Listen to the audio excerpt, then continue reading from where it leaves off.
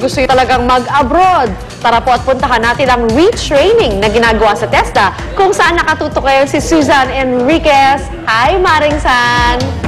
Hi, good morning, Lynn. Good morning po mga kapuso. Dito po ngayon tayo sa TESDA dahil meron silang ginagawa dito. Parang isang week-long activity po ito from March 28 to April 1. Ang pagkakaiba lang po nito sa mga nauna ng mga training na ginagawa nila, libre po ito. At ito para daw sa mga kababayan natin, lalo na po yung mga galing sa ibang bansa na na-displace. Gaya po yung mga galing dyan sa Middle East, yung galing ng Japan, ayan ha, galing po ng Libya. So, ang layunin po nila ay matiyak na magkakaroon sila ng trabaho pagbalik dito sa Pilipinas. Ngayon, makakasama po natin si Ginoong Gabi Bordado, ang Executive Director po ng TESDA. Sir, good morning po. Welcome po sa Unang Hirit. Magandang umaga po sa inyong lahat at sa inyong mga tagapanood. Okay. Sir, ano po ang layunin itong ginagawa ninyong certification and assessment para po sa ating mga kababayan, most especially para po doon sa mga OFW? Ito po yung programa ng TESDA para ipaalam yung kahalagahan ng sertifikasyon na binibigay ng TESDA. Alam niyo po kasi yung TESDA, isa sa ahensya na nagbibigay ng lisensya kagaya ng PRC.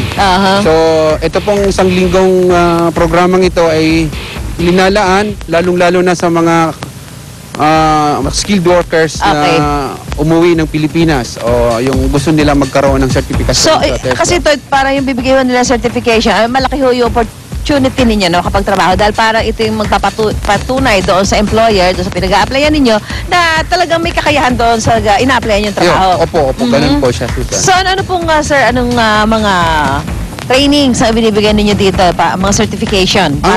Ngayong linggo po ang binibigay namin, meron po kami sa automotive sector. Automotive, so para sa mga sasakyan? Lalo na yung sa bus driving.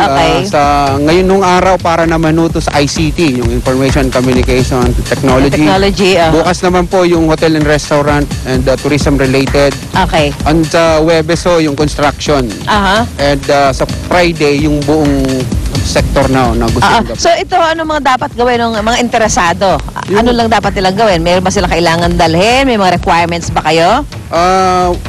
Wala naman po. Ang request lang namin, magpunta sila rito kung taga rito sila sa Metro Manila, pumunta sila rito sa TESDA ngayon, magpa-lista at ma-schedule ng assessment for the week. Ito po, wala pong may mga age, ano ba kayo? Meron bang age limit? Wala naman po. Wala po itong age limit. And basically, kahit sino po gustong magpa-assess and certify, pumunta ho sila rito sa TESDA. Okay, so ito po yung klase ng certificate. Pero national certificate to ba? May mga level po ito? Meron po to. Meron to.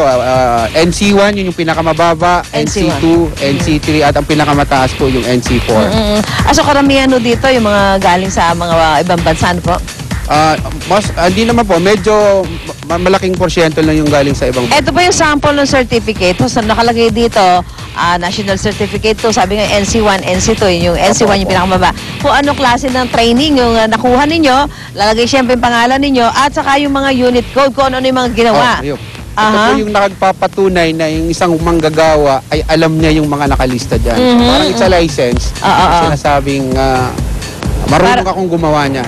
Parang diploma. So, napakalaking bagay nito kung mag-a-apply tayo, lalo na doon sa mga skilled workers. Ano po, makikita ninyo employer na ito pala yung mga kakayahan ninyo. So, pwede kayong mailagay sa iba-ibang klase ng trabaho. Tama po yun. So, invite mo natin ating mga kababayan, mga puso natin. Yung mga kababayan po namin doon, yung mga manggagawa na gusto magpa-assess. Ngayong linggo po, meron ng TESDA sa buong Pilipinas po to. Sa buong Pilipinas ini-implement namin simultaneous.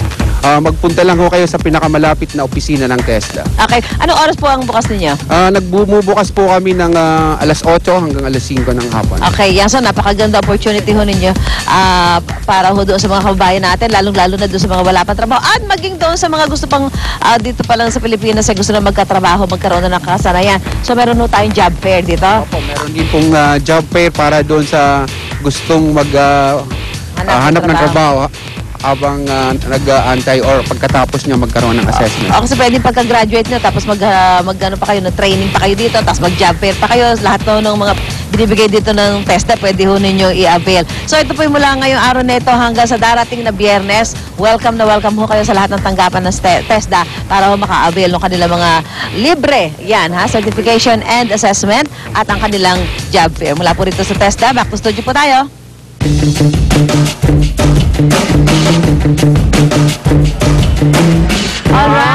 yan. Pagdating po sa mga kakaibang pagkaing Pinoy, isa sa mga nangunguna ay syempre yung balot. Naku, bihira ho ang mga foreigner na makakakain ng balot na kasama yung, ayoko rin, yung sisiyo. Tayo nga gusto ako eh. Uy, pero challenge yan. Oo. Ewan ko ba, basta ang balot talaga namang malinamnam at kakaiba talaga yung sarap. Isang, ano yun, yung hinihigop mo siya. Sarap. At eto nga, may piyesta pa para sa balot mula sa Balut, capital ng Pilipinas, ang Pateros. Kaya naman ho, makitambay na tayo sa Balut sa Puti Festival kasama sina Drew, Monica, and Arn Arn. Ako si Arn Arn. Makain ba yan ng pampalakas ng tuhod? Malakas ng tuhod yan, kaso wala siyang tuhod nga pala. Malakas na kanyang elbows. Siko.